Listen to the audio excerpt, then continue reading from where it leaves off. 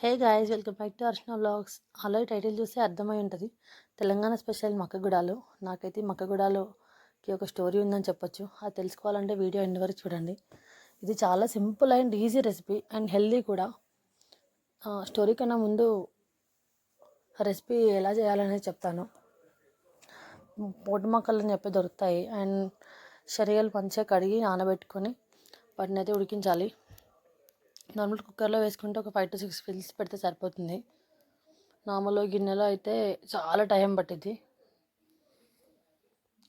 మంచిగా ఉడికినాక ఒక గిన్నె పెట్టుకొని ఆయిల్ వేసుకొని జీలకర్ర, ఆవాలు, పచ్చిమిర్చి, ఇంకా ఉల్లిగడ్డ అండ్ దీంట్లో పచ్చి వెల్లుల్లి దంచి వేస్తే చాలా బాగుంటుంది టేస్ట్. ఇఫ్ కేస్ మనకు వెల్లుల్లి అవైలబుల్ లేదు అంటే అల్లం వెల్లుల్లి వేసుకున్నా సరిపోతుంది. అండ్ పసుపు అన్నీ ఇవి వేసాక మక్కగుడాలు వేసి కొంచెం కారం మనకి టేస్ట్ బట్టి సాల్ట్ వేసుకుంటే సరిపోయిద్ది. ఫైనల్గా లాస్ట్లో అయితే కొత్తిమీర వేసుకోవాలి. సో దీన్ని మనం ఆనియన్స్కి అంటే సైడ్కి ఆనియన్స్ పెట్టుకొని తింటే చాలా బాగుంటుంది. నేనైతే లెమన్ కూడా పిండుకుంటా. నార్మల్ ఫస్ట్ చెప్పాను కదా ఒక స్టోరీ ఉందని. అదేంటంటే మేము చిన్న ఉన్నప్పుడు మా బాయ్ దగ్గర గొర్రెల మంద అని చెప్పేసి పెడుతుండే.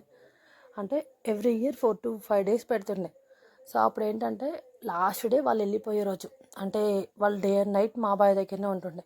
వాళ్ళకి బాక్సెస్ వస్తుండే, అక్కడే తింటుండే, అక్కడే ఉంటుండే. ఇంకా లాస్ట్ డే వాళ్ళు వెళ్ళిపోయే రోజు దావత్ అని చెప్పేసి పెడుతుండే మా నాన్న. ఆ రోజు ఏంటంటే మా మమ్మీ వాళ్ళు మధ్యాహ్నమే ఒక పెద్ద కుండ పెట్టి దాంట్లో ఉడికిస్తుండే మక్కగుడాలు. అలా చేసిన ప్రతిసారి అంటే ఇయర్లీ ఒకటేసారి అలా ఉడకబెడుతుండే. ఇంకా మేము ఆఫ్టర్నూన్ స్కూల్ నుండి లంచ్కి వచ్చేలోపే అవి ఉడకబెడుతున్నాయి. ఇంకా మేమైతే ఈవినింగ్ ఇంటికి ఫాస్ట్గా వచ్చి ఫ్రెష్ అప్ అయి వెంటనే అవి తినేవాళ్ళం. అసలు ఆ టేస్టే వేరు. మక్కగుడాలు తిన్న ప్రతిసారి నాకైతే అది గుర్తొస్తుంది. మీకు అలా ఏమైనా స్టోరీస్ ఉన్నాయా చెప్పండి, రండి కామెంట్ బాక్స్లో మాట్లాడుకుందాం.